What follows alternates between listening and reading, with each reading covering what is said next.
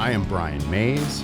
Follow along on our adventures chasing all kinds of game in the heartland of America.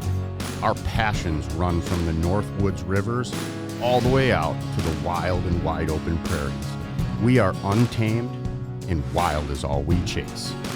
This is the Amazing Outdoors Podcast.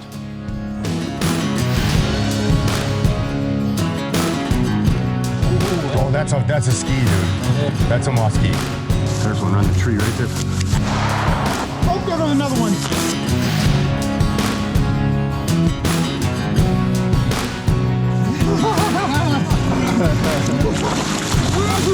That's a good way to start the morning, dude.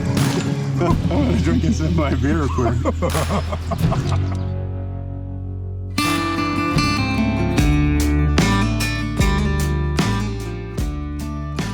What is going on, folks? Back for another episode here at the Amazing Outdoors Podcast. Today's guest is Trevor Hubbs of the Armed Forces Initiative for BHA. We chat about their upcoming rendezvous going on in Minnesota, in Minneapolis at the Convention Center in April. You might see me there. Come by hopefully the Amazing Outdoors booth and chat a little bit and talk grouse hunting. We get into a number of different topics. Trevor was on the show a couple times, turkey camp, and had him back. I had him on early on in the podcast. I believe it was episode 15, to talk about a bill that has been circulating the Wisconsin Conservation Congress, has passed, and now is sitting on Governor Tony Evers' desk, that would allow the running of dogs on public lands all year round, not giving ground nesting game birds and everything else that has their babies around that time of year, deer, bear, all these other animals that are raising young, and the controversy of running dogs in the woods at that time of year. We chat about that, as well as a couple other things circulating around the Conservation Congress. Trevor is a member of the Conservation Congress, as well as he sits on his county deer advisory board. So it's a good episode. Before I hit the roll button, I want to mention HW Launchers. Head on over to hwlaunchers.com and check out Jeremiah's Pigeon Launchers. He is from Colfax, Wisconsin, and has some great products out there if you're looking to train and use pigeons, quail, pheasants. Head on over to hwlaunchers.com. Tell Jeremiah you heard about his pigeon launchers and bird launching system here on the Amazing Outdoors Podcast. He is going to be offering single launchers and pairs as well. So he's got some cool stuff coming out. hwlaunchers.com. Let's get on with today's show.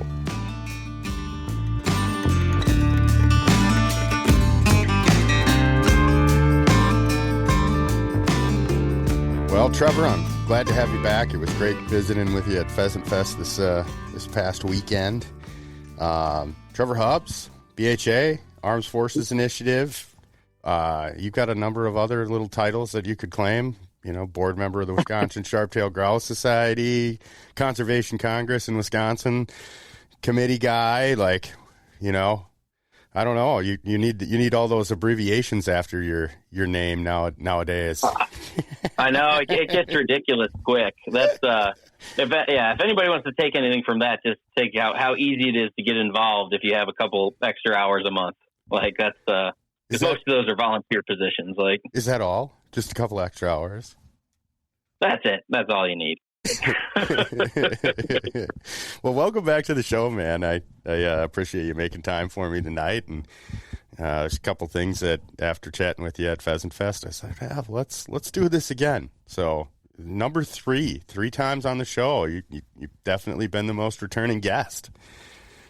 Nice. Yeah, I'm happy to be on. I love listening. I love your take on the world, man. And it's the right mix of entertaining and I guess news, entertaining news. I don't know, whatever. Make that into a sentence. Somebody do that in editing. I try to cover, some recent, what's going on in the world of hunting, especially in Wisconsin. And that's why I love chatting with you, because you're really plugged into the scene. You definitely have given your time back to help all of us outdoorsmen and women out there. And it's always interesting chatting with you. So why don't we get into kind of just a quick overview, for listeners, if they want to really a little bit more deep dive on who Trevor is. And, actually we're going to talk about another one of the topics that you were on episode 15 about with running dogs all year, what's going on here in Wisconsin. But you were also on episode 53 after you busted a nice turkey up at the farm. That was a fun episode. We had a couple beers and with hay bison, and had a little trout camp talk, which is a good episode, highly listened to. But give the 30-second who you are, Trevor, so some of the new listeners can kind of understand where you're coming from. Yeah, so I'm Trevor Hubbs. I manage the Armed Forces Initiative of Backcountry Hunters and Anglers, which is a mouthful. I know that, but basically we introduce the military community to hunting and fishing. So I take about 2,500 active duty members, veterans, National Guard, reserves, Gold Star families, take them out, teach them how to hunt and fish all across the U.S. every year.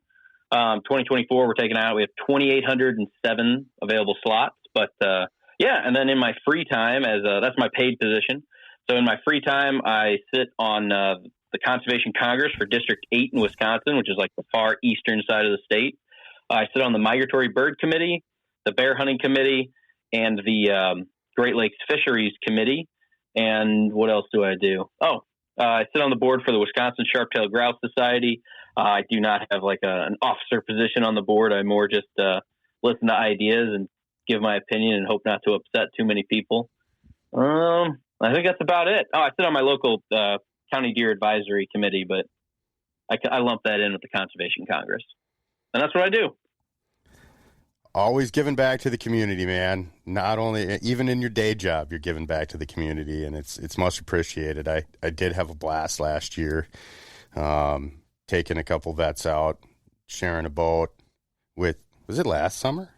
Beginning of last summer, wasn't it? I think so, yeah, right? God, time flies. I have too many fishing trips and hunting trips in the last year for probably the both of us. So I remember that, though. That was a blast. We had that nice 22-inch smallmouth. You got a couple muskies in the boat. I remember because I was fresh back from Texas. Like I was 12 hours back in the state, and I was all sunburned from Texas coastal fishing, and then the bugs were eating sunburn. Yeah, it was rough, man. I was like spraying my face with the bug spray and just burning, but that's fine. It was a good time. We did a little moonlight paddling that night. We pushed her. We were going to come in to get that campsite perfect, and then it was already taken, and we're pulling in with a fairly good sized crew. And on the Croix, they are group campsites, but it was like we can camp up here and kind of shorten our day up a little bit the second day, and so we pushed it another 2 miles, and we rode in after dark. Yeah, we did. That was fun, though. Yeah, it's a good time. It's nice when those things don't go exactly according to plan because, the goal is teaching folks to hunt and fish, right? And it's not going to go according to plan when they do it either. So nice to throw a curveball every now and then and just teach them how to adjust, I guess. Yeah, I after running a drift boat or raft for a number of years now, I've gotten a little bit used to coming off the water in the dark because you just can't fire up that motor, and you're at the mercy of the flow of the rivers and how much the fish are biting and how much you hold up. So absolutely, and you can't. It's tough at 2 p.m. if you get on a good bite in the shade or something. Like to be like, well, let's go ahead and reel them in and start paddling, guys. Like, you're gonna sit on that bite as long as you can. So. Yep, and in a drift boat, that means like cutting your flow rate down in half, and when you're trying to bust hump over 10 miles in a day in a pretty flat stretch of river. I know you were sore that night when we were eating. You slept pretty good. Yeah, I was. And you had the easy one. Well, I suppose I only had one. The drift boat rose pretty fast, but yeah, it was fun. No, I definitely had it easier than you, but that's because I'm not as good as a paddler as you. That makes sense. Like, yeah, sure. And I don't claim to be an expert. Like, as long as you can push those oars forward on that stretch of that river, that's all that matters. yeah, that's a great river. It is. I I'm not offering fishing trips on the river this year. I got too much on the plate and want to focus on the dogs, and I already see myself missing it a little bit. But well, that's good though. I mean, that's bad for everybody else. Like, yeah.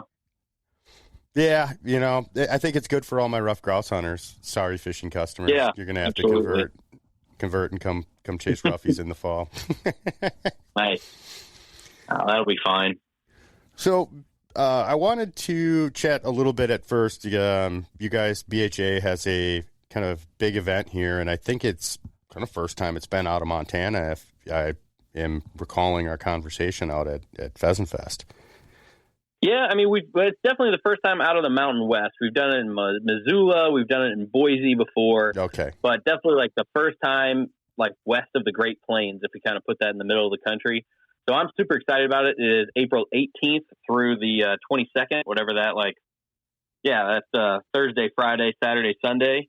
It's in Minneapolis at the Minneapolis Convention Center. So a big, huge complex. I'm really excited for it. We're going to get the Minnesota chapter, Wisconsin chapter. The Dakotas are coming over. It'll be a really good time. So, what does that look like it's called the Rendezvous for BHA, right? Yep. So we call it the Rendezvous after like the original fur trappers rendezvous back in the old or I guess the New West back then. But so I mean, basically, it is a mix of. That's the tough part, right? Because it's really 4 different events. One is, hey, all of our volunteers, come on out.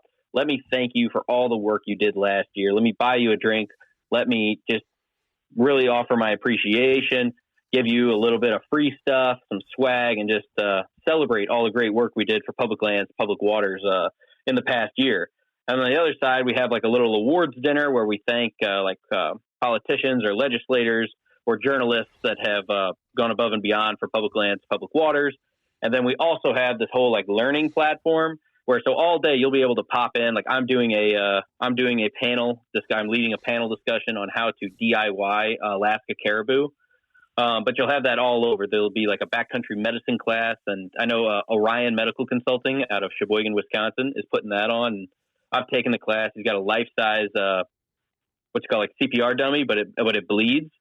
So like it gives you a great idea of how tight that tourniquet needs to be because it's pumping like it's water, right? But it's interesting to see all that water on the tarp and like, oh wow, like that's how tight this tourniquet needs to be. It's good experience that most people don't get. Sure. But we're going to talk about how to engage with your local conservation committees. We're going to talk about Mississippi River watershed issues, waterfowl seasons. There's a turkey calling contest. So there's all kinds of these educational seminars, right? And then the fourth thing is it's really also a fundraiser.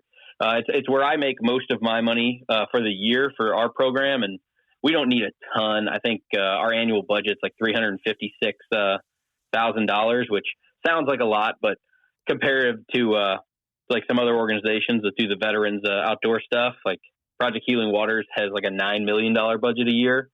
So $300,000, 2,800 participants. That's not bad, but we'll probably get close to half of that at Rendezvous. Like I just got off the phone with the Weatherby team today. We're going to have a custom side-by-side 410 shotgun. Oh. And I know people are, dude, I love it. And I know, I'm thinking back, I'm like, man, I picked one of those up at Pheasant Fest. And I've been looking at them beforehand too. Cause I'm always in kind of that market.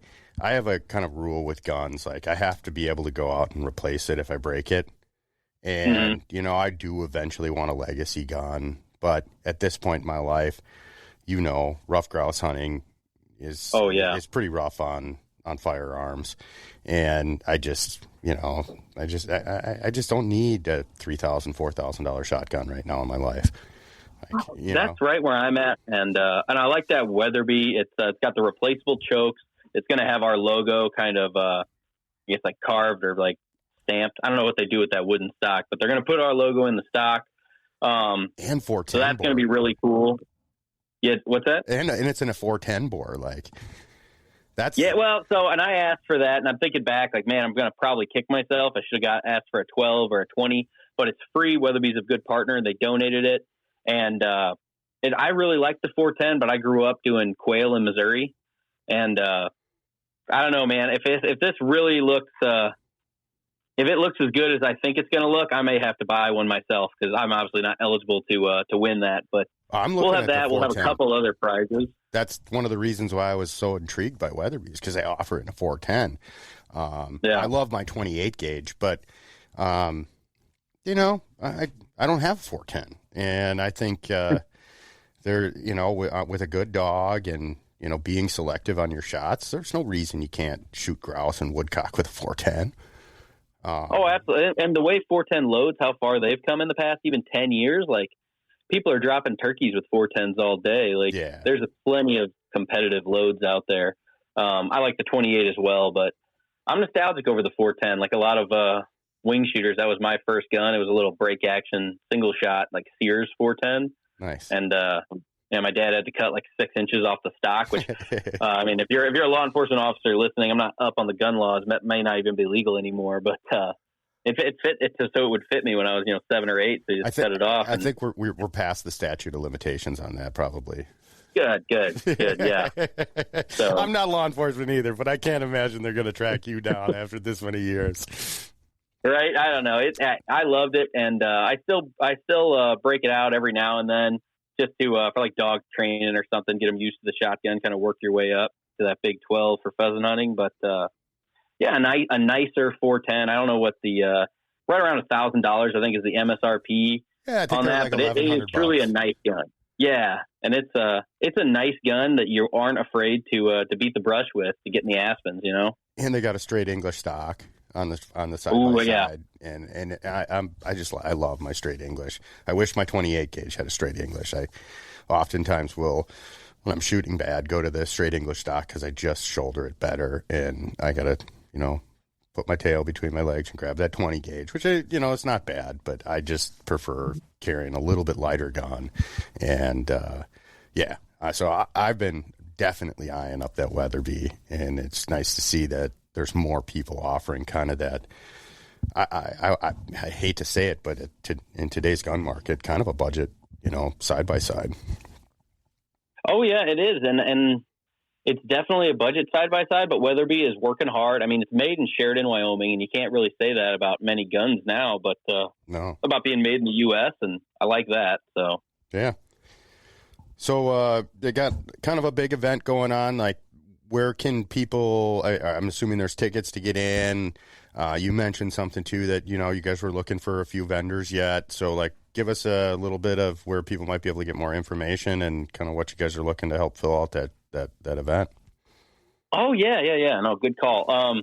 So just backcountryhunters.org. That's our homepage. And then there's a big Rendezvous 2024 banner. Just click on that. But, yeah, you can get tickets. You can look at the schedule. There's going to be a bunch of live podcasts. Oh, there's a wild game cook-off, which is a bunch of teams of volunteers, no professional chefs, and they're cooking anything. Last year we had what's a spoonbill? What's those big fish called? Those paddlefish caviar. Yeah, we had some of that. We had some elk. I made bobcat carnitas out of a bobcat we trapped, but that was really cool. But yeah, and then Bobcat. We have a ton of space for vendors. Oh yeah, the bobcat, and it was honestly delicious. It was good. So it has changed my mind. Yeah, I've heard guys eating mountain lion loins and things like that, but I've just never talked to anybody that's had it. I can't imagine it'd be bad, but it's just not your standard field to fork table fare. Oh, it's definitely not, and that's what I was thinking. That's why I was because it's a competition, right? There's a winner, and they just win a trophy, but everybody's always bringing either whitetail or mule deer or elk or some classic tenderloin, and making a cocktail out of blueberries or huckleberries or whatever. And it's always been a very fine menu that wins. And I was like, I'm going to come in there with bobcat street tacos and just throw off, right? It's just going to be so new and unique that we're definitely going to win. And we didn't even place. There were so many good dishes out there. So, but that's all right. But, so you intrigued me with the bobcat stuff. I cut you off. You were talking about vendors there for a minute.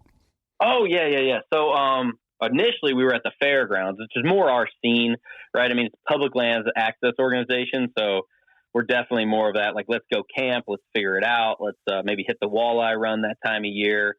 But anyway, so at the last minute, we didn't know this. We had contracts signed and everything. But about a month ago, the fairgrounds talked to us and said, hey, by the way, no guns, no knives, no archery equipment. We were going to do like a dark house spearing thing, so no spears. And so we had to cancel that contract because that's not going to work. We're a hunting and fishing org. Like I can't ask Weatherby to like, hey, instead of bringing the actual guns, I need you to make cardboard cutouts of each one. Like that's not going to work. Yeah. So we switched to the convention center, which was a little bit more money, but it also, and we went from being sold out on vendors to now we have, I think it's like 80 additional booth spaces for booths for 10 by 10 booths. So we are this late in the game. We have, a little over a month and a half before the event. We're willing to make deals with you. Do you need a 20 by 30? Do you need take all the space you want? Like, let's make sure we fill the venue and get some folks in there. If you want to highlight something amazing that your group is doing or your company makes, like we have space, please just email me, hubbs@backcountryhunters.org. Or let's see, Mills, MILLS @backcountryhunters.org. His email is on the website. He's kind of our the event manager there, so he's going to take care of you. But yeah, we have plenty of space left. Well, I might have to carve out a little bit of a deal with you. Well, we'll talk about that one off air. But I would like to, show the wares and talk grouse hunting all weekend if the opportunity arises. Oh, it definitely will. That's the. So I mean, we're talking 7, maybe 8,000 people in attendance. That's what we normally get in Missoula. I think we're going to get more, but I want to be conservative. Just because we're in Minneapolis, we have a huge Minnesota chapter, a very active Wisconsin chapter, and I think we're going to get more. But the most important part of our demographic, or I guess our attendees there, is they're there to buy stuff. Like it's a selling show. We got Ryan Ebert. If you don't know him, he kind of like the name in spearfishing decoys for like sturgeon and stuff. He's going to be there. It's a good show. You're going to see some really cool stuff. Weatherby will be there premiering their that new shotgun they have that they just came out with today. Well, I mean, we saw it at Pheasant Fest, that gas powered one, but that's a pretty slick gun as well, especially if you're like a hardcore waterfowler that hunts in the upper Midwest and needs to be able to have a shotgun they can work with gloves or mittens on in the late season. So yeah, it's definitely a cool show. Right on. I will include a little bit of information and a link in the show notes for folks if they're interested in getting a little bit more intel. And obviously your information will be in there too if they want to reach out for possible coming out to be a vendor. Perfect. No, I appreciate that. So let's transition to a little revisit from episode 15 on kind of this predicament that's in Wisconsin right now, where they are proposing, and you'll have to lay the land on how it's all being proposed, who's proposing it, all that kind of stuff. But there's rumblings on the street, especially in the sharptail community, about kind of being able to run dogs all year round in the Northwoods. So can you kind of paint the picture there and kind of what's going on again? And I mean, I kind of know some of it, but I still don't know a lot of it. So I'm eager to listen and get your take on it. Yeah. So, I mean, it's the same kind of stuff we talked about the first time I was on, whatever. Episode 15, you just plugged it. But so really what we've got here is there's a bill. It's called House Bill 545, and it's working in conjunction with your Wisconsin State Senate bill, which is AB 15, right? Oh, I'm sorry, AB 512. AB 512. But they're the same bill now. The Wisconsin Assembly has been that bill has been submitted. That's HB 545. So basically, what this is traditionally, due to a large number of our native upland game birds, those are being sharp-tailed grouse, spruce grouse, ruffed grouse, and woodcock, residing in the northern third of the state. In that part of the state, you have not been allowed to run your dogs during the nesting period. So that's it's April through June, give or take, right? Yeah, I think they shut us down April 15th. For the most part, there's a couple properties that are open, I think, until May 1st. Sure. And then you can still do like dog trials on specific properties. You can get special permissions. But in general, like if I wanted to take you my can even two setters go out. further than that. They have specific dog training properties where if you pay I think it's $35 or whatever to get a dog training permit, you can still run your dog and do dog training on these specific properties. But it's limited. There's a ton of public land in Wisconsin. So yeah. So and what the issue becomes then, it's not so much a bird dog issue or a coon dog issue, is Wisconsin has a very rich bear hunting culture, and I sit on the bear hunting committee. I get it. I come from, I grew up down in Missouri. We come from a big hound culture as well down there. But you've never been able to run your hound dogs, like to train your hound dogs over that nesting period, those summer months, right? And I mean, it protects those native ground nesting game birds. Turkeys as well now after the turkey reintroduction that went so well several decades ago. But that's also like black bears have cubs on the ground. Fawns are hitting the ground. Wolf cubs are hitting the ground. Coyote cubs, like in general, that is the time in the woods where new things are being born that may not have those predator-prey instincts developed yet. So the issue then becomes, the reason that you are not allowed to run your dogs up there during that time is we don't want to disrupt that natural cycle.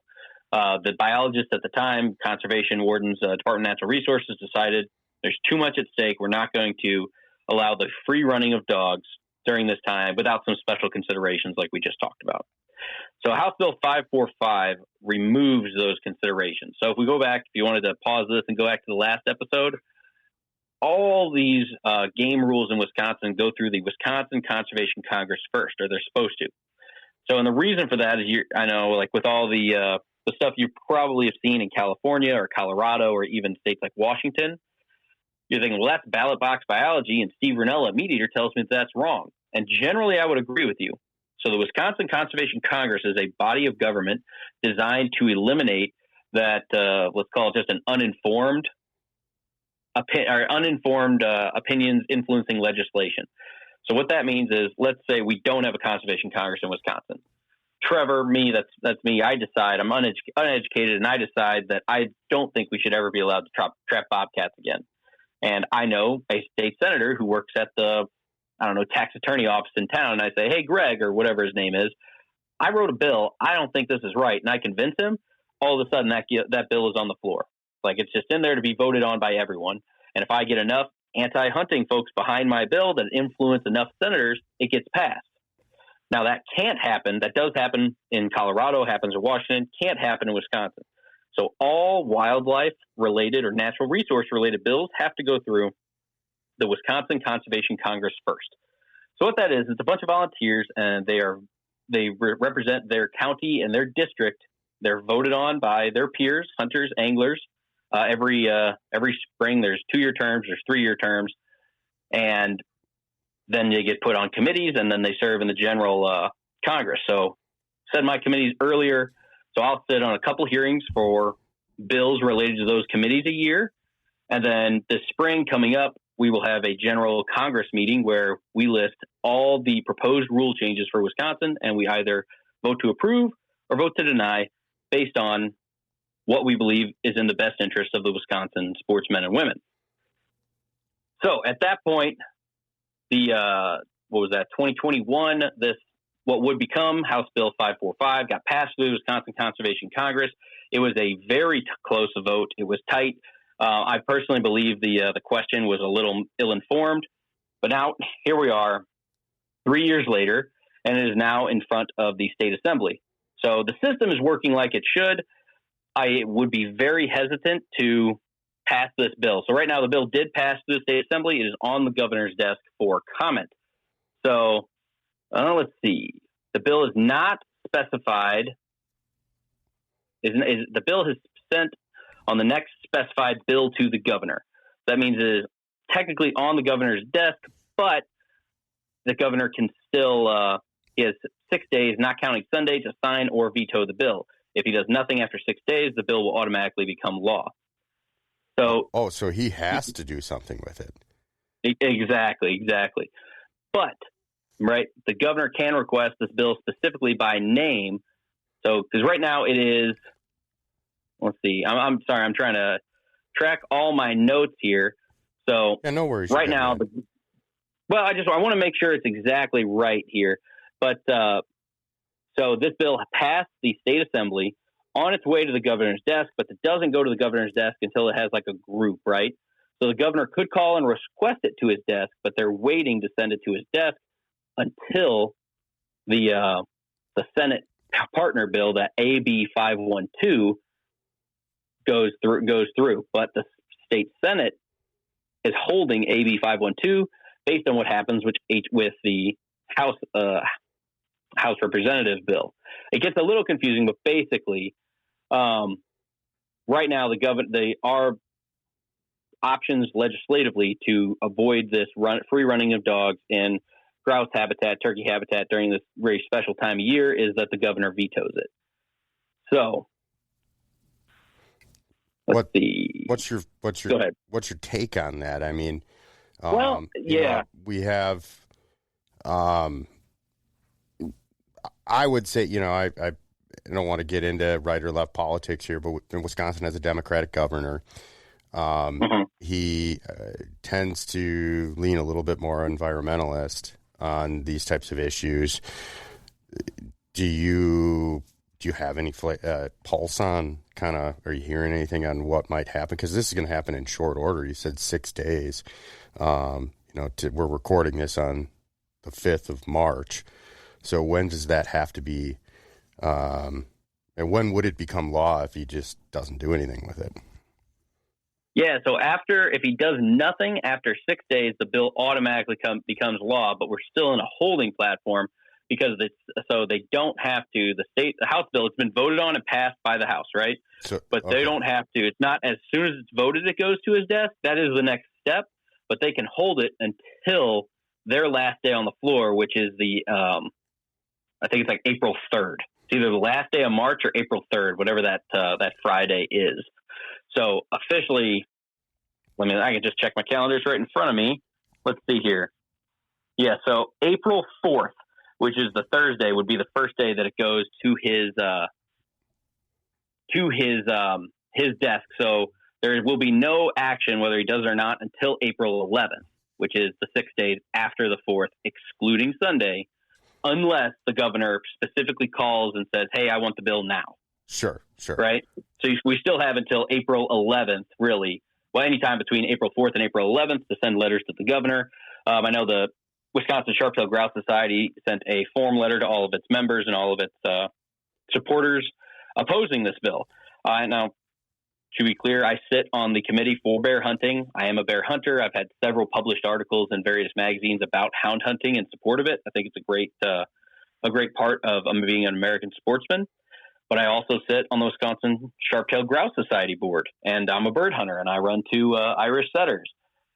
In my opinion, we're taking a really big risk, and it's being drawn like left and right politics, right? Like, oh, well, if you're on the right, you support hunting, and you should let us run our dogs. And if you're on the left, you're a super liberal and a hippie, and you hate hunting. And that's not really the case. Like, it's much more detailed than that. And honestly, I don't generally just come out. I'm not going to come out and say, if you let dogs run in the northern third of the state unchecked, we're going to have supreme, just plummets of sharp-tailed grouse, plummets in numbers of turkeys, plummets in numbers of ruffed grouse, because I don't know. But that's my main point, is we don't know, and we could know super easy. If we took our time, speaking for the Wisconsin Sharp-tailed Grouse Society now, we even offered to help sponsor a study, right? We have a great tradition of biologists and naturalists in the collegiate world in Wisconsin. I got to think that we could find someone willing to study this in a sort of a blind test. Let's do a 3-year study. Let's allow dogs running in this section, not allow dogs in this section. We'd account every year of how many ruffed grouse or woodcock babies what nest success is, right? So we have a base number, and we see, is it unaffected? Great. Let the dogs run. That's awesome. I can train more. This will be fun.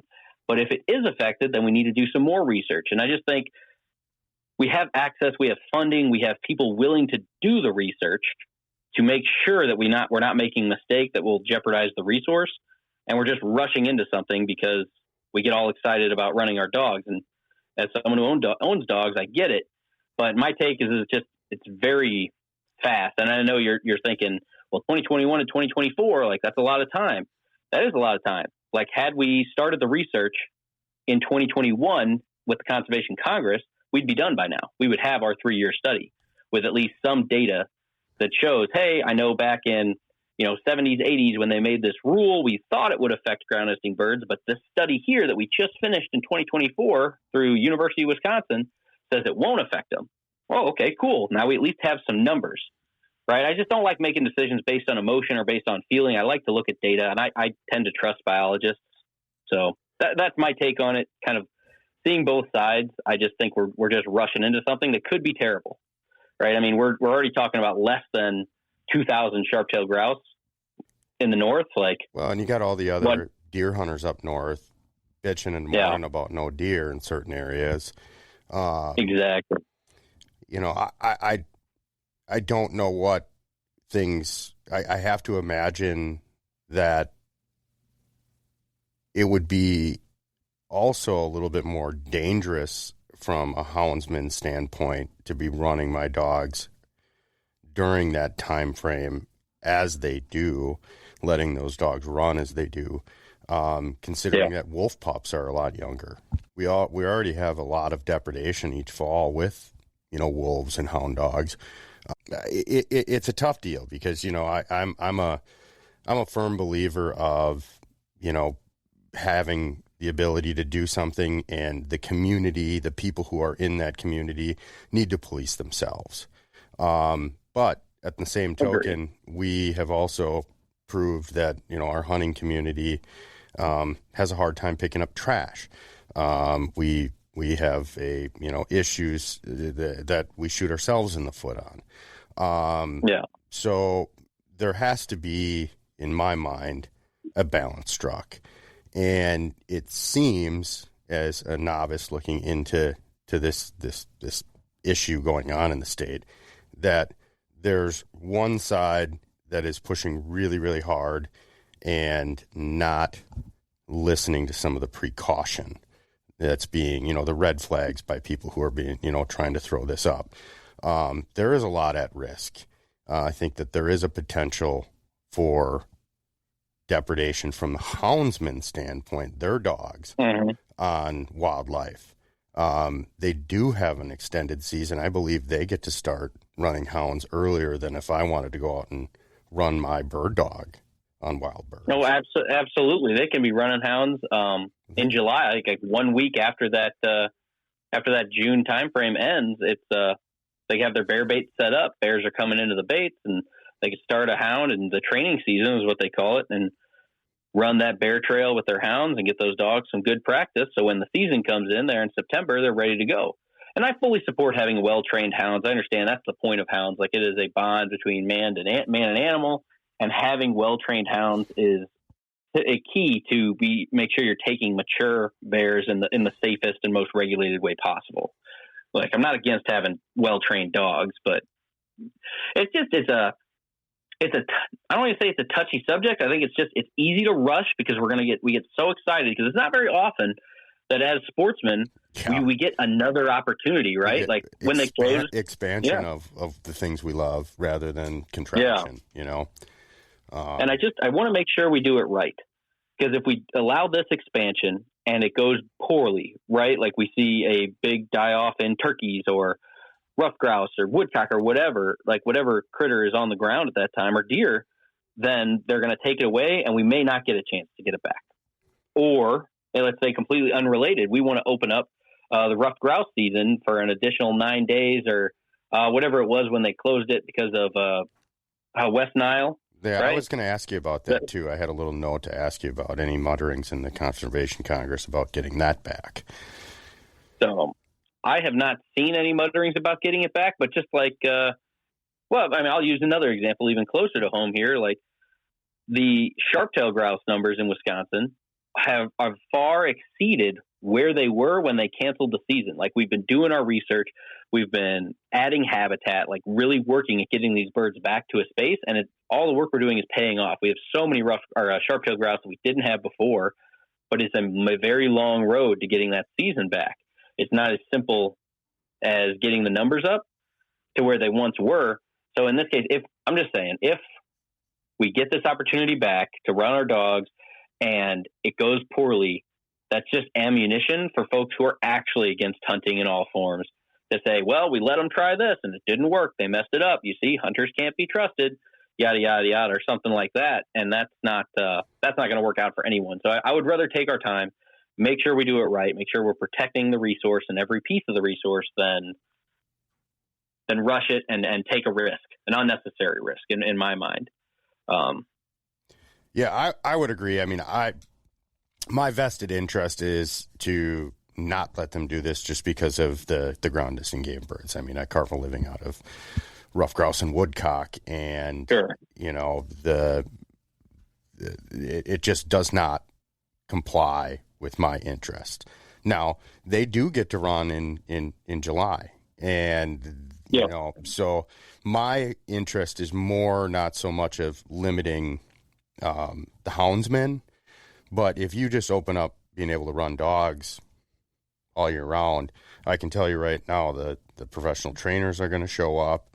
There's going to be guys running bird dogs up there way earlier than they need to, because, you know, Montana's put the clamp down on, you know, the training season for non-residents. Sure. You know, it just opens up this door where, oh, yeah, we heard there's a bunch of birds in Wisconsin, and we don't have to shoot them, so it doesn't matter if the leaves are up. We can just go run and train our dogs up there. You know, it's not just the houndsmen that this opens up to, and adds potential bad reputation or bad things happening and getting blame assigned. You know, there's a lot of guys with 20, 30, 40 dogs in a string that they're training for people. And, you know, that can put a hurting on things. And, you know, you and I both know there's already a lot of pressure on the birds up at Namakagon Barrens. I mean, you go there on a weekend in August and you can't find a spot to run your dog. Yeah, it's incredible the amount of traffic that these places get. Like, but what's incredible is because I've been up there in August and everybody sees like, oh my gosh, look at all these cars. I didn't know this many people knew about these birds. Like, wow, maybe we're doing a good job building the habitat to the point that, like, now people know we have a good bird population. But then you talk to other folks, like we were just at Pheasant Fest, and everybody who stops by the booth's first word is, I didn't know you guys had sharp tails in Wisconsin. You've got sharp tails in Wisconsin? Right? Yeah. And these are coming from guys in Wisconsin too. Like, exactly. Not just, you know, all over the country. There's people in Wisconsin that don't know about it. Yeah. Yeah. So it's one of those, I agree with you. If it is going to be done, we need to make sure that we do it right. Yeah. So, I mean, I'll tell you, I sent a very polite, respectful letter to the governor saying exactly what I just told you. And as a member of the Conservation Congress, the way I vote is public knowledge. Anything I stand up and say at a meeting is public information. So I don't feel I've betrayed anyone by saying these things. I certainly haven't violated any sort of oath, but yeah, I think we're rushing. But I want to come back real quick to on the safety of the hounds with the wolves. I know there's some folks. I mean, wolves themselves is kind of a contentious issue in Wisconsin. But before you rush to make any kind of opinion on that, not you, but just anybody listening, definitely recommend going to the Wisconsin Department of Natural Resources website. You can sign up for various alerts. I think I have like 16 alerts set up where if any news comes across, you hear about it via email. Sign up for that depredation email list, because it is a great way to just ruin your week. Which sounds terrible, but like every week you're getting an email that says hunting dog depredated in Bayfield County, hunting dog depredated in Ashland County, or whatever. And it's these are all dogs killed by wolves. And you read the email and it goes through. Washburn exactly. County. Dude, or Price County. Price County. You know, those were two of the biggest counties. Well, Ashfield and Ashland and Bayfield are definitely top contentious states for which one has more hound dogs killed each year. But yeah, it's I mean, I live by it as a grouse hunter, you know. I mean, I'm paying attention to that, and I'm overlaying data and it's a really cool tool. I highly recommend anybody listening to this podcast to go out to the Wisconsin DNR's website and look for the wolf depredation map. that you can overlay multiple years of data there where hound dogs have been killed. And it's not just hound dogs. I mean, there's other animals, livestock and things that get reported there. But it's all public knowledge wolf kills that the DNR has been called out to investigate. And it's just a helpful tool. You're coming up maybe to Wisconsin from a state that, you're not in tune with kind of this wolf the scene, or maybe you've got concerns about dropping a bird dog in the Northwoods, never been up here. You can kind of get a feel for where some of these wolf packs are pretty active in the early part of the season. It may turn you off from coming on up here, but if you're bound and determined to come up and grouse hunt or woodcock hunt or even deer hunt or whatever in the fall, it's some nice knowledge to have going on. Maybe not going to visit this wildlife management area this year because there's been three hound dogs killed in the last 2 weeks in that particular one. That to me tells me that there's a fairly active wolf pack running around in that area. And I just don't like to run into those things with dogs, and I definitely don't like to run into them with dogs and customers. So I'm always tuned into that stuff. But I recommend it's just some good information to mull over and kind of educate yourself on some of the issues that us outdoorsmen have with wolves. Yeah, that's one of the I want to say like the scariest, but definitely the most concerned I've been is, so my bigger setter, my older setter, I mean, he goes between 65 and 75 pounds, just because I'm lazy in the off season and that makes him lazy. But he's a pretty big dog, I guess is the point of that. He's a big lanky setter. And when we're crossing a path and I see his tracks and then up I see another canid's tracks that are larger, I'm like, there's not many hunting dogs larger than him up there. It's a spooky thing to be like, wow, that's a really fresh wolf track. Interesting. Let's get out of here, Jack. My dog's name is Jack, but it's definitely something worth paying attention to. You're right. Dude, I was up in Vilas County this year, and we were hunting public, and my buddy's got a cabin up in a place up there, and he's like, we normally go to Kansas every year, and we could just grouse hunt so late, and budgets were tight. Mm-hmm. Kansas wasn't, like it had been in the last few years, and so we made the decision, let's just do a long weekend up north cabin in Vilas. I have never seen so much wolf shit. I mean, there was no doubt, like there were wolves in half of the cover that we had hunted. And a lot of these tracks were, 24 hours old. And it's freaky. I try not to think about it, but when you're looking at the trail constantly and you're going, that's twice the size of my 50-pound dog's track. Like there's no way that's a Labrador. Yeah. It's, cause you have pointy dogs too, where they're not always like in sight, and then you read some reports are like, oh, we got to put a bell on your dog because the wolves are afraid of bells. And then some are like, well, no, don't put a bell. The wolves have learned that bells mean dogs and they're going to come eat. And there's 100 things out there. So there's no right answer. Like The only time I ever put bells on dogs is if I'm running with customers, because it's a great audio feedback for customers. Sure. And they can kind of track the dog. I got a GPS collar, so it's easy. But, it's not always easy to visually see the dog in that grouse woods. So, it's good audio feedback. But anytime that I'm like really concerned about wolves and I want to know exactly where my dog is at all time, it has nothing to do with warding off wolves. I think noise does help probably alert them to your presence, which I think possibly could help, them avoid you rather than come running or surprising a wolf, I don't know.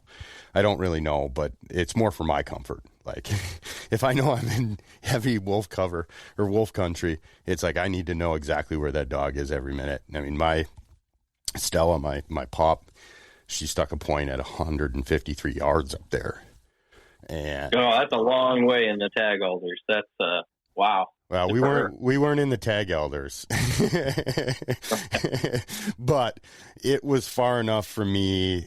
Is not quite had built that trust level with the dog yet. It was like I was just kind of letting her start to run, and you get to about 150 to 75 yards somewhere in there, and the bell becomes very faint.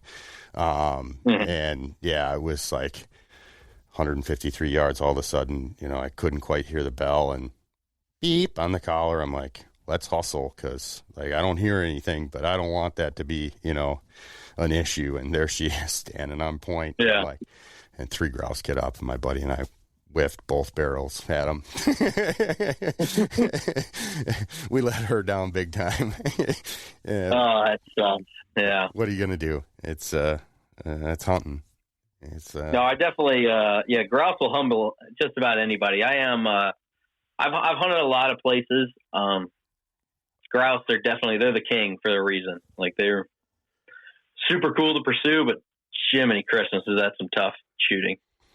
Yeah, it's always interesting for me building expectations for customers, because they're like, oh yeah, how many birds? I'm like, well, average day, probably flush 25 grouse, maybe a little more, maybe a little less, depending on conditions and how much you guys actually want to hoof it through the woods. And they're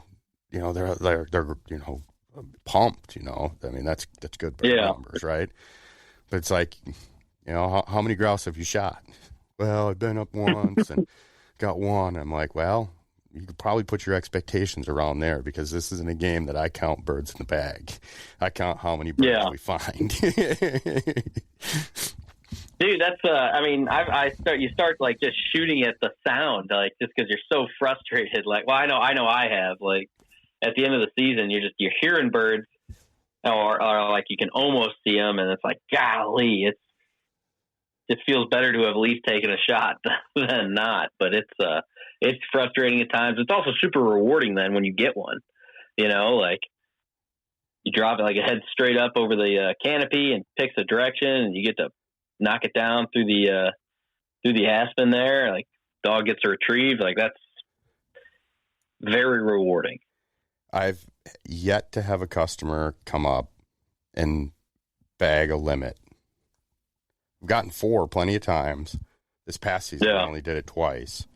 But you ask these guys how much they shoot, and it's a half a box of shells to a whole box of shells. Yep. And then you throw some. We shoot limits of woodcock fairly regularly if they're a decent wing shot. But even that, it's funny to watch the whiffs.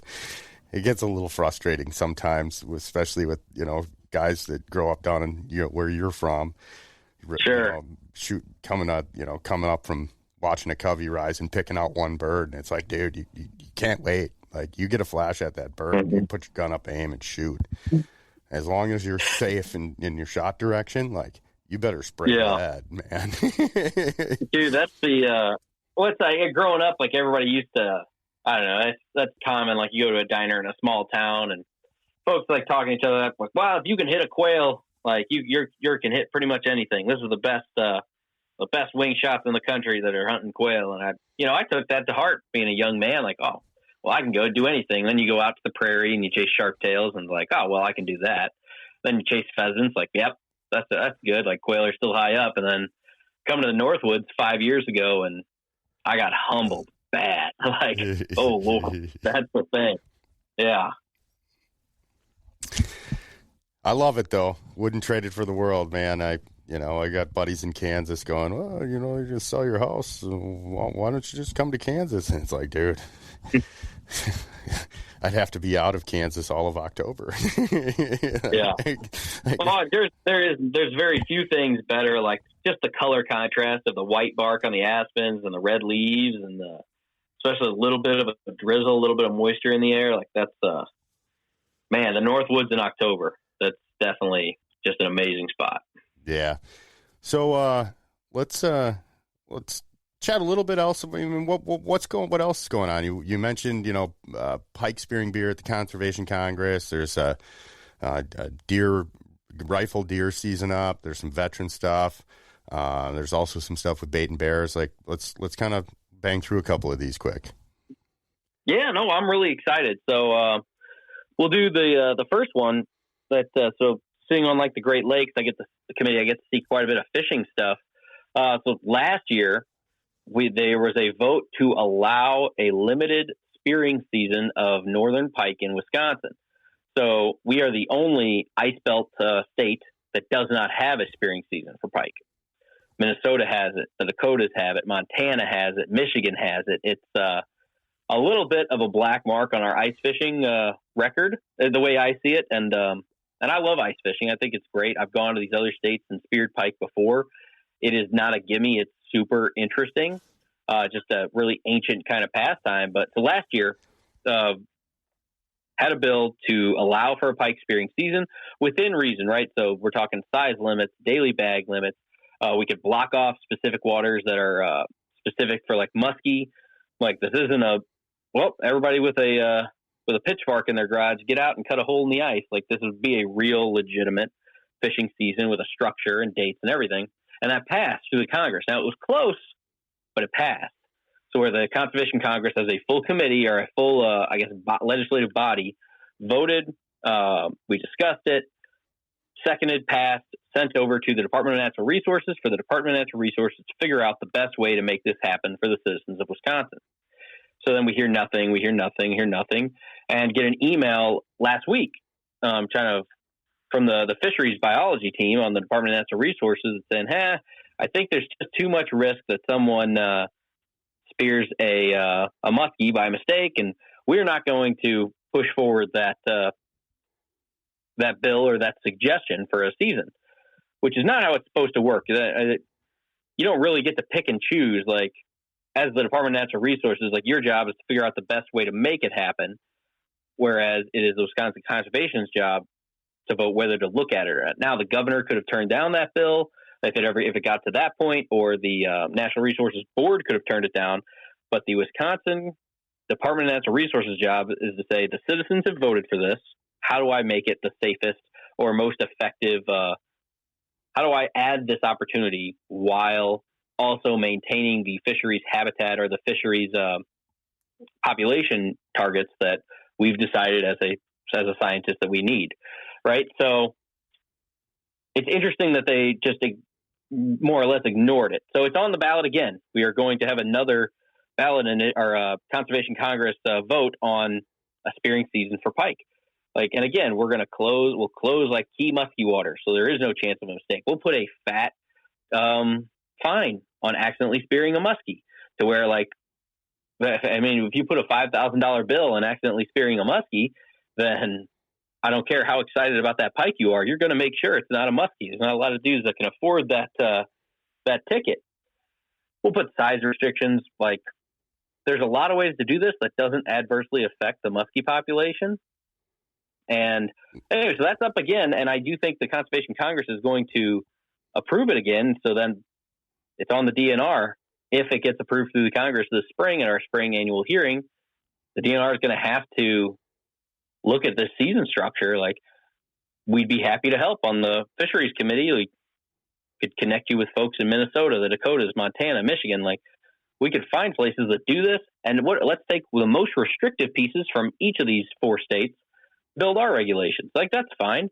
I'm not saying we have to, take the handcuffs off and get after it first thing. Like, let's try it. Like, all right, instead of a full 3 months of ice fishing, that will now become ice spearing. Let's take 3 weeks in January. Like, all right, we're going to see what happens in these 3 weeks. Then we do that for a couple of years. And if that goes well, then we'll go to 6 weeks. And then we'll go to the full season, as long as it keeps going. Again, like, I don't want to rush into anything, but we do need to, there's enough research out there from other states in this with the same kind of pike and muskie numbers, or very similar pike and muskie numbers, that are managing this with that opportunity to spear. So that's a really interesting one that I would love to, I'm going to love watching develop this year. Yeah.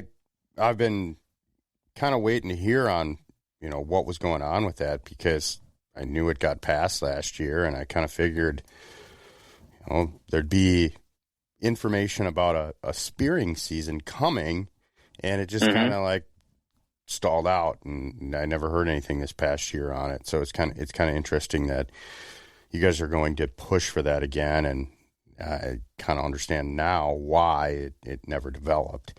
I would like to see one. I agree that there's, just look at Minnesota. I don't believe the spearing season is all that restrictive, to be honest with you. I don't know for certain. I'm speaking a little bit out of ignorance, but they have plenty of great musky water, and I know guys that spear, and it looks like a blast. It's actually something that I could see myself doing, because I am not staring at a 6-inch hole. I'm staring at a pretty big open hole, and you see all kinds of life at the bottom of the lake when you do that, and I think it would be a neat opportunity to do in Wisconsin. You guys have fought hard for it, and it passed. So I would like to see something done with it, but that's my opinion. And I think this show's full of opinions, so take it or leave it. Exactly. And it's just a super cool, like exactly like you said, you get to look through this hole, and you get to see what is beneath the ice.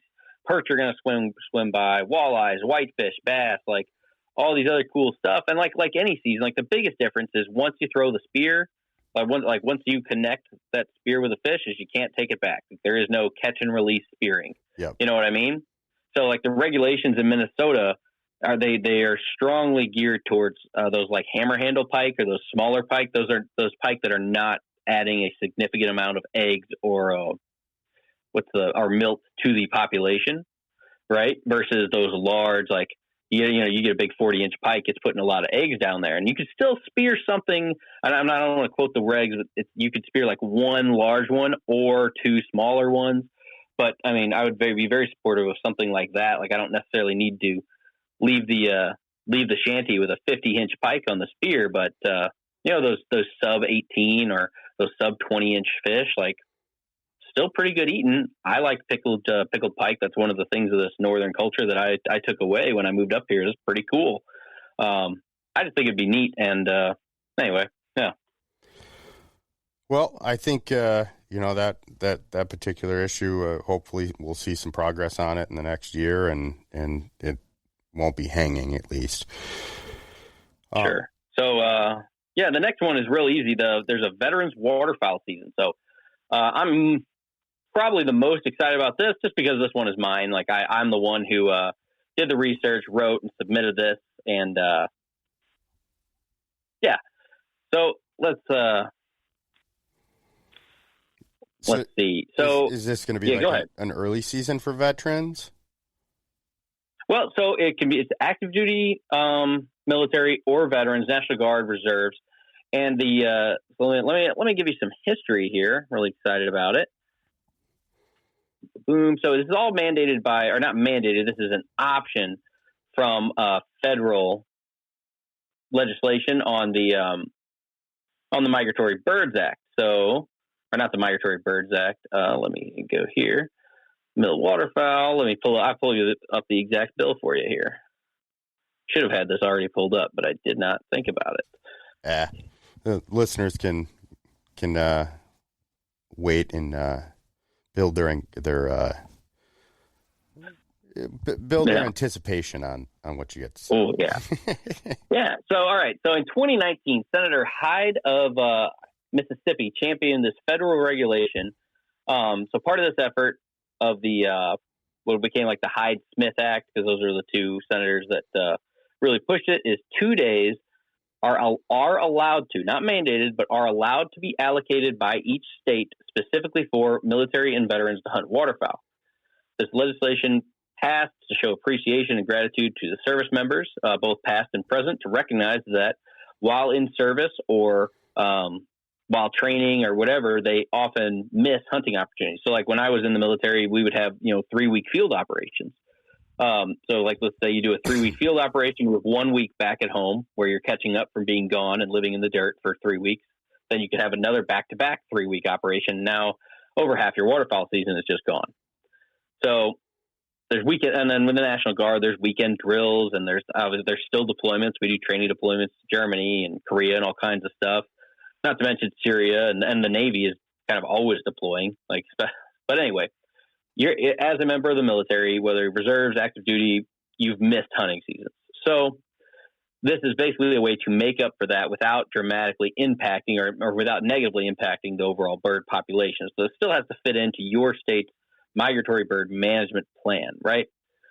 So what it's looking for is to set aside a 2-day special hunt period for veterans and active duty military. These special hunts could occur up to 14 days before or after the regular season framework.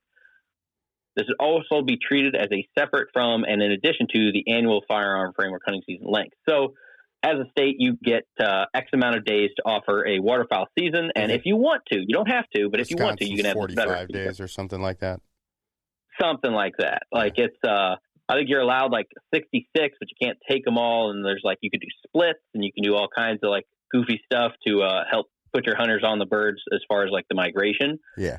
But anyway, yeah, so that passed in 2019. So as of 29 March 2023, which is the most recent numbers I can come up with, 29 states currently have an approved military and veteran waterfowl hunting season. So more are considering it this year, but I submitted this bill to allow Wisconsin to be one of those states. We don't currently have one. 29 states is over half of the country that has them. So it just makes sense. Like we're not testing the waters here. Like this has been proven. It works. They're not detrimentally affecting waterfowl numbers. Let's give it a shot. So the actual resolution that you would vote on as a citizen of Wisconsin here in a month or so when that comes out is, would you support, A, the Wisconsin DNR approves addition of 2 additional dates for service members and veterans in the 2024-2025 waterfowl regulations and following years indefinitely, that the implementation of the 2 additional days allowed for waterfowl hunting by service members and veterans be separate and distinct from the already approved hunt days, that the dates be selected be in line with different waterfowl hunting zone season dates within Wisconsin and per wildlife biologists and scientific recommendations in congruence with the North American model of wildlife management. That's the thing. So we basically just took the exact language from the federal SB 47, which is the Hyde Act, like we talked about earlier in 2019, and asked that it work with Wisconsin. So I think we're going to get good support for it. I can't really poke holes in it. We had this same language, or same basic language passed in Nebraska and New Hampshire last year. Those were kind of our test states before I wanted to bring it to Wisconsin, because again, rather go through this slow, where I kind of have a good idea of what's going to happen than just throw mud at the wall and see what sticks. But yeah, that's coming this year, and I think we're going to get some good support. I'm excited for it. So that'd be really exciting. So just to clarify, that would be 2 additional days outside of the regular season, potentially. Yes. So what, give you an example, like, so Oklahoma, I just took a group down there to take advantage of their military waterfowl days as part of my day job with the Armed Forces Initiative. They have so there's a 2-week break between the end of their regular season and the weekend that is specifically for veterans and active duty military, which is really neat because that's the way they chose to do it. We don't have to choose to do it that way. Like we could be within the regular season where we just ban folks that are not military from hunting on that date. We could do early, like in the youth season, we could combine that, or we could do it later, like Oklahoma has. But Oklahoma, I really like, one, because I'm a veteran and I get to hunt that special season, but the birds get to rest for 2 weeks, and being in the southern end of the flyway, birds kind of tend to stay where they are there in February. Like they're there, they have a food source, they have open water. So birds get real comfortable, and then 2 weeks later, I get to put out decoys and trick them again. It's like a second opening day. It's pretty cool. Yeah. So, and again, Wisconsin doesn't have to do that. That's one example. Like New Hampshire, they're combining it with the youth season. Montana, I think, has it right before. So they don't have a teal season out there. So instead of like a teal season, they have their veteran season early. So it's early season waterfowl for veterans there. But all kinds of options. And to be honest, it doesn't matter to me what option the state of Wisconsin chooses. I just think it would be neat to kind of fall in line with the rest of the country and have a special season for the military community. Well, and I mean, like you said earlier, you guys often have deployed, missed a lot of hunting season, and to be able to have that opportunity, not only like you got to go to another state to take advantage of that. So I think it would be neat and good for our state as well. I mean, people would come here to take advantage of those dates if it was, timely for them. And, the opportunity was good. Where that falls, I'm not a waterfowl guy, but I got to imagine that beforehand, before the season starts would be better because, I think we've fought a few years where it probably isn't worth going out to shoot mallards at the end of the season in most of the state because there's not very much open water. Yeah, I mean, this winter aside, but yeah, that is traditionally the case. Yeah, I mean, usually at the northern end of the flyway. Usually the woodcock are mostly gone by the time the woodcock season closes. So, I would think, but then there's also limited opportunity on what's here in the early season. Sure. So I think we've got an interesting dynamic, and I'd be excited to see where they place it because knowing our state, there'll be plenty of complainers about wherever they place it. Oh, absolutely, and that's fine. There's if we wanted to reference the State of the Birds report, which is a bunch of different scientists get together and talk about how various wild native birds are doing in the country, waterfowl are the only group of birds that are doing well. Like upland game birds are down 30% in the past 10 years. Like it's rough. But waterfowl are doing very well. Partly that's because of the Federal Waterfowl Act or Waterfowl Stamp and that dedicated funding that they get. And there's a whole bunch of other reasons. But if waterfowl were not doing well, I wouldn't be pushing for it because that's one of the things that we as hunters need to get. I don't want to say get better at, but just recognize or get the world to recognize that we're often the first ones to protect that resource or to limit ourselves if the whole resource is in general. Like my goal, your goal every year isn't let me go shoot all 25 grouse that call this wildlife area home.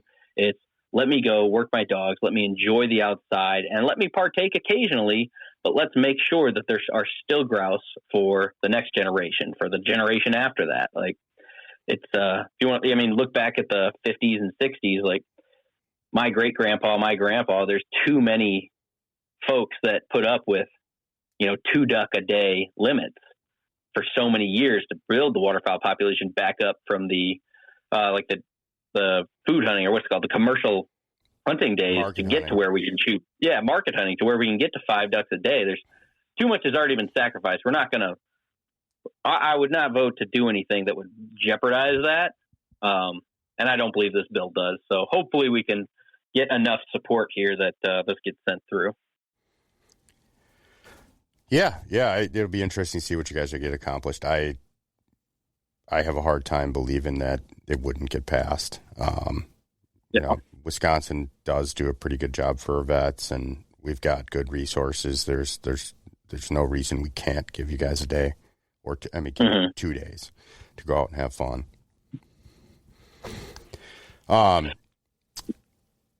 You mentioned earlier briefly this rifle deer hunt during the rut.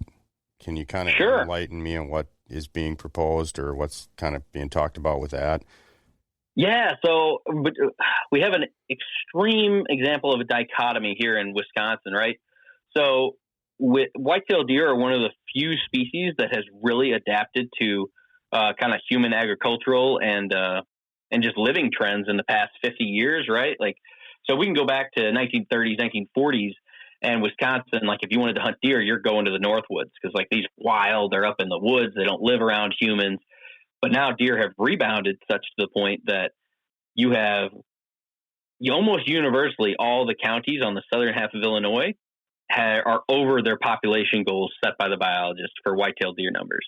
And then in the north, because of there's, again, a bunch of reasons. I know everybody wants to say wolves. No, really quick. You're talking to a Wisconsin guy, and I heard Illinois in there.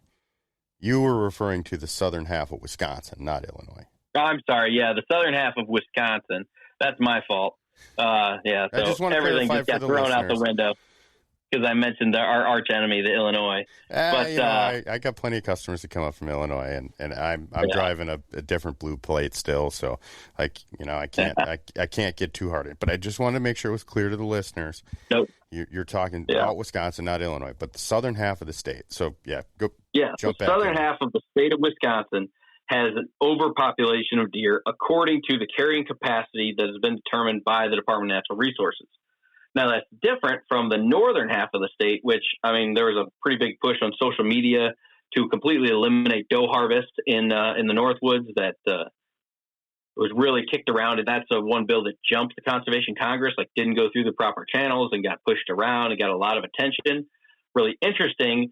But so in the Northwoods, we have a different problem where we're trying to increase the population of deer, or hunters are voting to increase the population of deer and to take steps to do that. So for this specific bill that we're talking about, this specific proposal, I should say, would only be for counties that have voted to, via their Conservation Congress and their county deer advisory committees, to reduce the population of deer. So really, let me say, a county deer advisory committee, or a CDAC in Wisconsin, is a group of volunteers, again, that are nominated and elected to represent various entities within that county as with respect to the white-tailed deer population. So you'll have one representative that represents the hunting community. You'll have one that comes from tourism, because we do still get a lot of folks that come up from Illinois or over from Minnesota to hunt deer in Wisconsin, enough that the whitetail committee needs a tourism person. We'll have an agriculture or a farming interest person. We'll have a highway travel person to talk about deer being hit on the side of the road. They have a vested interest, and several other members. But the point of that committee is every year they meet, they review the updated collared deer data, observational data, what the Department of Natural Resources presents, and along with harvest data, how many tags were issued versus how many were filled. And they make a determination. They can say, I see that can say three things back to the state of Wisconsin. One is everything's fine, we're good. The next one is everything's not fine, we have too many deer. Or everything's not fine, we don't have enough deer.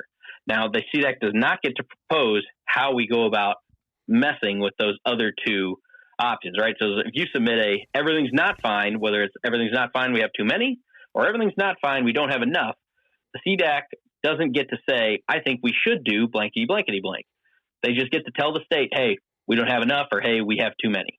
And then the state has to decide how to deal with that. So the state of Wisconsin has come up with a couple of options for folks that say they have too many, which is where southern Wisconsin is right now. So there's a holiday hunt, which is basically like Christmas Eve, or like the 23rd, I think, through New Year's Day. You can go out and harvest additional deer with a firearm, because in Wisconsin, you have a 9-day gun season. That's the only time you are allowed to use a firearm during deer season, right? So the holiday hunt is an addition. Harvest antlered deer. Exactly, and harvest an antlered deer. Yep. So you have the holiday hunt. The muzzleloader season as well, but that's a different type of firearm. But do not complicate things too much. During the holiday hunt, you can only harvest antlerless, correct? True, yes. Then you have an additional antlerless season, which is separate from the holiday hunt, but again, a time where you may use a firearm to harvest antlerless deer. Then you have the traditional 9-day gun season and the 9-day muzzleloader season after that. Now, I'm not trying to tell you that Wisconsin doesn't have good deer hunting or don't have enough, because really you're hunting from September, whatever that is, 18th or 12th, all the way through January 31st in some of these counties with a bow. But those 4 areas earlier are where you can use a gun. So the 9-day rifle season, the 9-day muzzleloader season, the antlerless only hunt, and the holiday hunt. So if you are a county and you're using all those tools every year, so you as a county deer advisory council are voting to utilize all these tools, and you still are saying we have too many deer, like in my county, which is Washington County, Wisconsin, is the county deer advisory council that I sit on. There is a proposal that has been sent through that I've looked at, and it's interesting. I don't know if it'll pass, but it is this looks to be more of a mud at the wall kind of thing. we've been trying, if you have voted for 3 years in a row to try all of these things that the DNR says to do, these additional seasons, and you still cannot get your deer population to a point where the goal is to maintain, like the nothing's wrong button, right? There's an additional option for you to offer a county-wide additional rifle season during the first week of November. So what that would mean is you still only have your one firearm antlered deer tag in Wisconsin. You would still use it. It's just an additional time to use it during a time of the year when bucks are more susceptible to being shot, the rut. So it's pretty interesting. And there's a kicker in the bill on you'll have to shoot a doe before you can shoot a buck during that time. And it's not everybody gets it. It's a draw system. And I think it's interesting. I think there's a lot of moving parts that might keep it from being passed this year. But it's the first bill of its kind that I've seen in Wisconsin, kind of implementing more of that Western like point system or a random draw.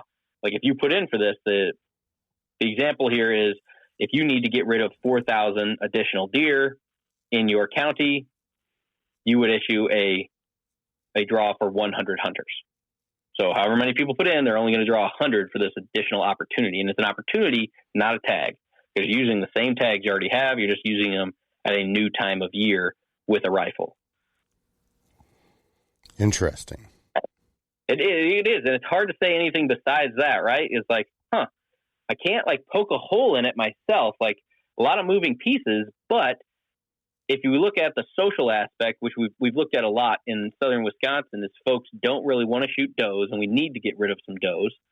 But folks all want to shoot big bucks. And then you have folks that are only gun hunters that get mad that the archery hunters get to have the sole exclusive run of the woods for the rut.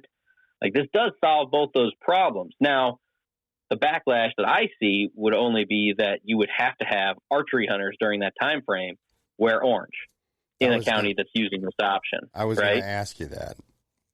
And it's not in there, but that's what I would think we would have to go with that legality-wise, right? Yeah, I'm trying to think about, because you're going to get, out of those 100 hunters, you're going to get a couple of them who are going to go hunt public, for sure. Yes. And then they're out there with bow hunters. And that's going to tick some of the bow hunting community off to have to wear orange. Oh, absolutely. And again, it's one of those things that we're trying to find a balance between what does the sporting community of Wisconsin need and what does the sporting community of Wisconsin want. So what we need in these southern counties, we need less deer, right? Because inevitably we'll get to a point where we are just growing our population. More deer are getting hit on the road.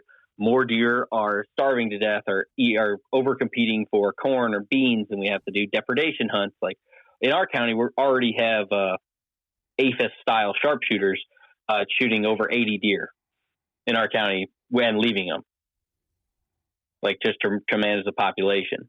And it's so we have to find a way to manage these deer. And I think this is it looks to me as if this bill is trying to manage getting rid of the deer with more hunter opportunity in an area that you could have a chance at a monster buck.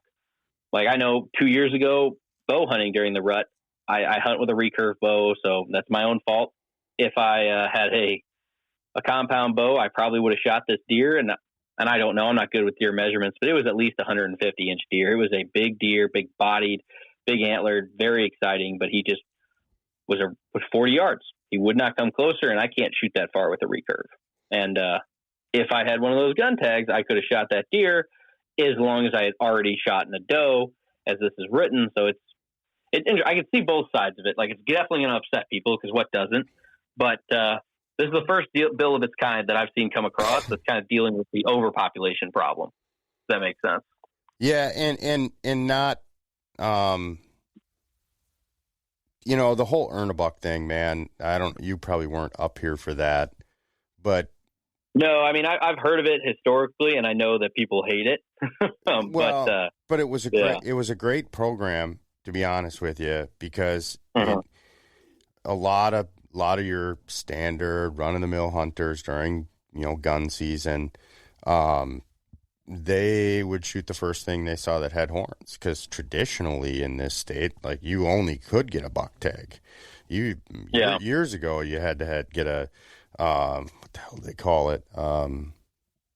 A hunter's choice permit, and then you could shoot a doe. I mean, this is going back 25 years ago. But anyways, when some of the biggest whitetails I've ever seen during my years of bow hunting came during that earn a buck program, because you had guys that had to pass on bucks opening day because they had a doe tag, and then because of the doe harvest, the buck to doe ratio in years following that for a couple of years, because our doe population sunk, and the deer herd, we didn't see 50 deer a day. We saw 10, 15 deer.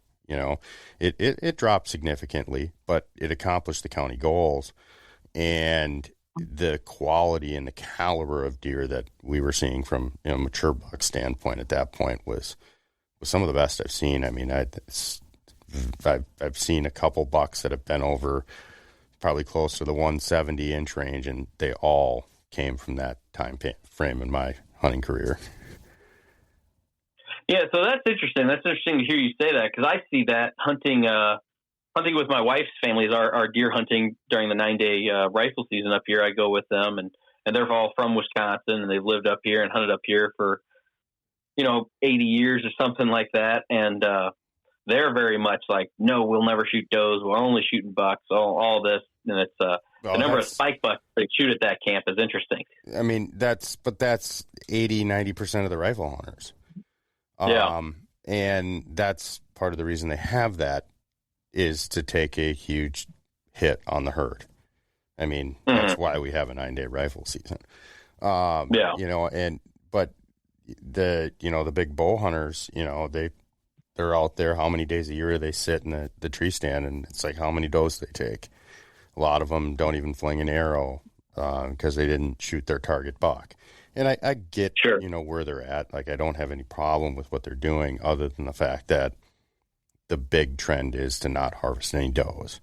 And as sportsmen and people who want the ability to hunt, it's part of deer management. And I think, quality deer management, that whole QDM thing, if a lot of these people, if they're not of the, I'm not going to shoot doe mindset, they really haven't read quality deer management. They really don't understand the buck to doe ratio that is good for a particular piece of property, and that could change based on what that property is. But it's a whole rabbit hole we don't have to go down tonight. I'm interested in seeing where that goes, because I am in a county that it will be affected by that. And I look at it as a potential opportunity to be one of a few guys who could have a rifle tag that could shoot some of these big deer that are, I've had them just like you. I have a compound bow, and, shooting at a 150-inch whitetail, shaking like a leaf on a tree at 40 yards. Trust me, that you can miss that deer real quickly. Absolutely. That he better get to within 30 for my confidence, even with a compound bow, and I shoot quite a bit.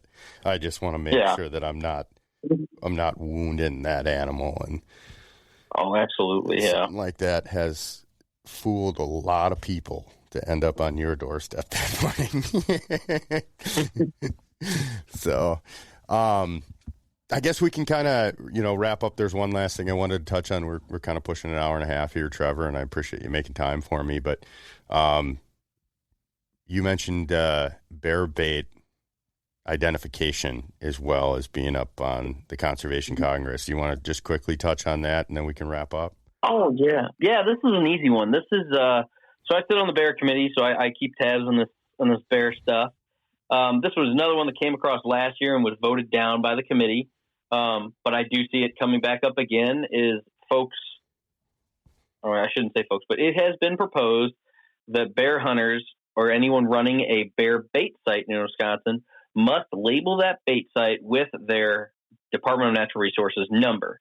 The purpose being that it'll be easier to track down that bear bait site's owner if somebody would ever have to, which would only be a game warden. And the reason it was voted down last time is because the bear committee said, well, the game warden should already be having tabs on who's running bear sites in their area, thinking about the bear guides, which is a large industry in Wisconsin, the bear hound guys that are running, 90, 80, 75, even 100 baits. Like, why add an extra step to these people trying to earn a living here if the warden already knows where folks are and knows whose baits that is. And I can see that. I understand you're never going to legislate your way out of people doing their job, right? Somebody's going to have to make the decision as a warden that I'm going to get involved in my community. I'm going to meet all these people. I'm going to know what this is. I see it. This labeling thing is just a tool for either a new warden or for somebody that is running their first bait and they're only doing one on their 40-acre plot that they have. I don't know. I could go both ways. I'd like to hear the discussion on it, and I'm excited for it. But, in my mind, I have to put my DNR number on my ice fishing shanty and every single one of my my raccoon or possum traps. So I don't see it as a bad thing. But again, I could be proven wrong. I'm not above discussion and changing my mind on it. So, yeah, that's a quick one. Yeah, just for conjecture real quick, it is kind of controversial in and of itself, just because there's a lot of different ways this could be done. The guy running a, bait site that he's going to sit over on his own property, does that really need to be labeled? Moreover, does the random bait site that's 10 feet off the road, off a logging road, that's run, there's a string of 25 of them down a road, and there's like 5 guys that are baiting that area, sure. On public land. I guess my questions in where I would, want clarification on this is why.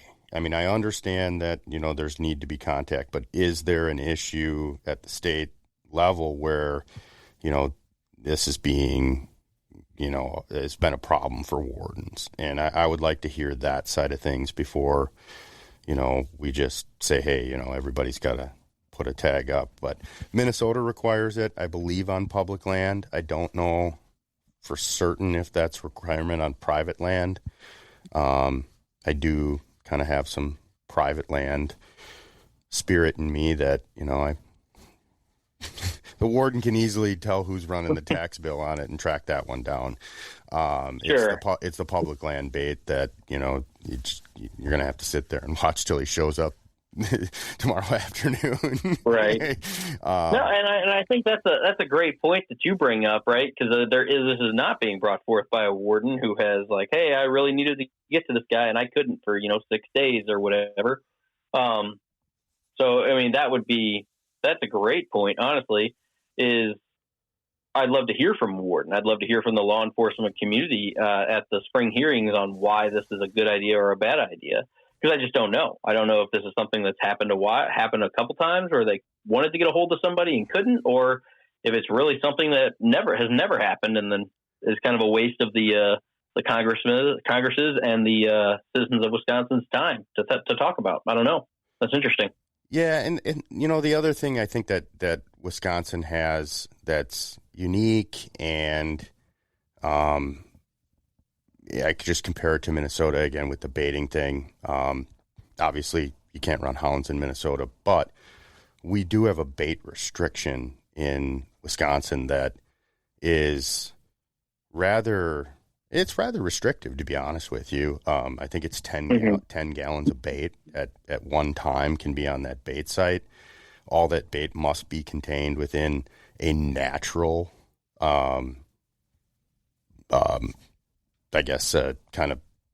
containment You know, that everybody uses big logs, hollowed out logs with a thing, with something on top of it. I mean, even as far as if you read the regs, like that, all that bait, like if it's spread out on the ground, it has to be able to be contained from, you know, deer and squirrels and other animals being able to get at it.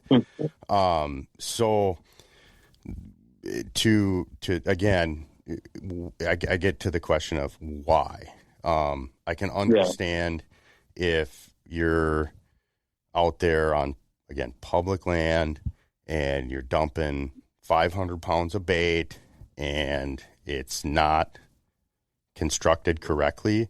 But all of the bait sites I run across during grouse hunting, like, I couldn't necessarily, like, if I was a warden based on the regs, like, find reason wrong with this bait site.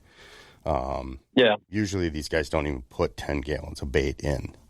It's like a 5-gallon bucket at best.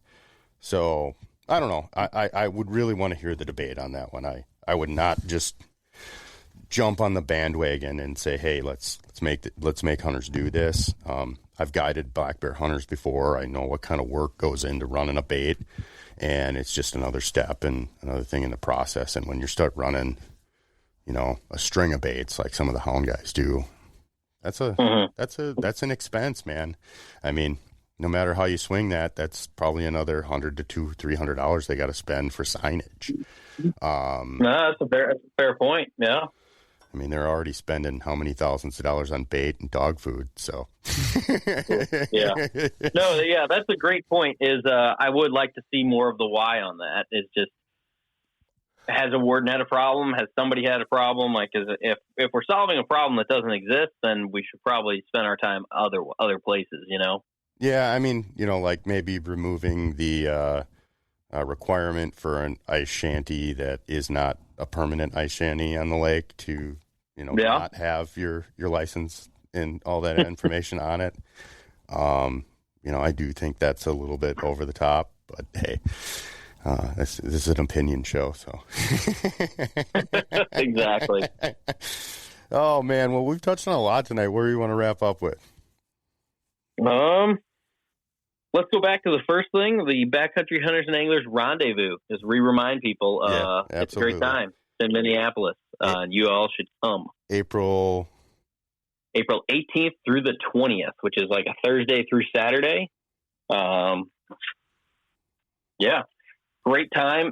It's 35 miles south, or a quick little drive if you wanted to go trout fishing in the morning, catch and release, or right there in the driftless area south of Minneapolis. You want to toss me a couple bucks? I can take you out even closer than that and have a chance at a big brown trout. There it is. Folks. That's the bait right there. No, just talk to me if you want to get out. You'd have to pay me quite a bit to actually guide you these days, but for fishing. But I could probably point you in the right direction. You don't need to even go 30 miles south. Nice. And it's opening a turkey hunting. So if you wanted to go try and grab a Minnesota gobbler in the morning and come to the event in the afternoon, obviously there'll be food trucks and beer and soda and stuff for the kids. If it is a very family friendly event, if that's something you wanted to look at. Right on, and you're going to have seminars, a bunch of learning opportunities, good networking opportunity for folks. You'll probably see me there. Yeah, I mean, First Light, all the camo companies, a lot of firearm companies, bow companies are coming, dark house spearing companies, all, if you want to look at the newest gear coming out, like this is a great place to do it. And with it being, we were at Pheasant Fest last weekend with 33,000 people. This show has about 7,000 to 8,000 people, so you're going to get speaking time with the owners of these companies, the people running the booth. You're going to get to try the stuff. We'll have an archery range. We'll have a kids archery range. Bunch of like St. Croix fly rods is coming. They're going to put on like a casting demo. You'll be able to play around with some of their rods. It's a pretty cool experience in a localized kind of fashion, to where you're going to get that private attention that you don't get at these larger 30,000 people shows. You're looking for vendors potentially, so hit up Trevor. Yep. Information will be in the show notes. One more plug on where people can find out information. What's the BHA website? Yep. So it's just backcountryhunters.org. Right on the front page, there's a moose and our logo, and it says 2024 North American Rendezvous. Just click that. Right on. Also, I think very important to kind of just remind listeners, I don't think we really touched on it during the dog running all year, Bill. But how can people possibly still sway their opinion? I think you kind of alluded it, but I think the governor, you can write a letter to the governor right now in the state of Wisconsin and voice your opinion about the bill. And can you just remind people real quickly what that bill is so they can reference it?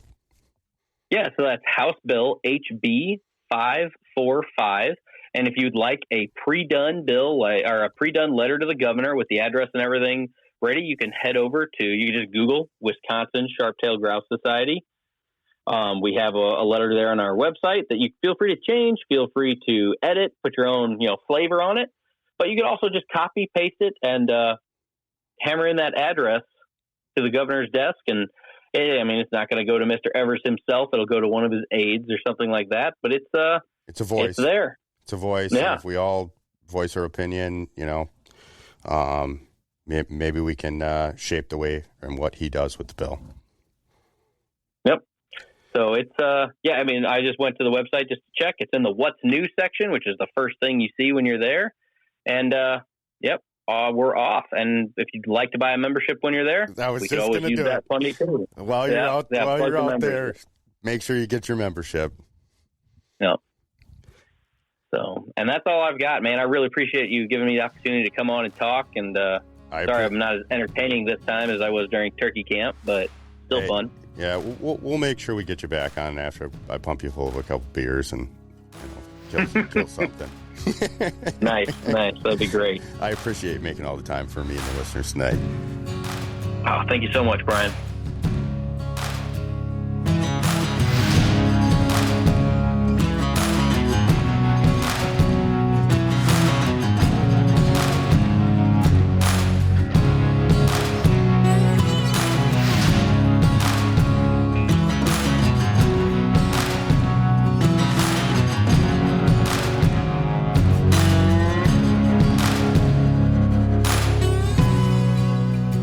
Thank you again for listening to another episode of the Amazing Outdoors Podcast.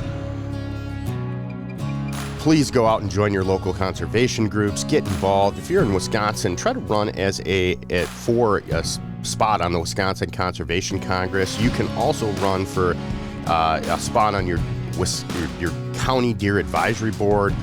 There's RGS, there's American Woodcock Society, Pheasants Forever, Quail Forever, a lot of groups that are out there fighting for public lands and public access. Hunters for Access is another one. Just get involved. There's a lot of stuff going on in legislatures right now. We just were able to kill some of that bill down in Iowa regarding the purchase of public lands. We, as the hunting community, need to both voice our opinion and get involved. And if you're sitting on the sidelines, don't complain about losing access to public lands and opportunities for you, your next of kin, and their next of kin. So we'll catch you all on the next episode. This is Brian Mays. I'm out of here.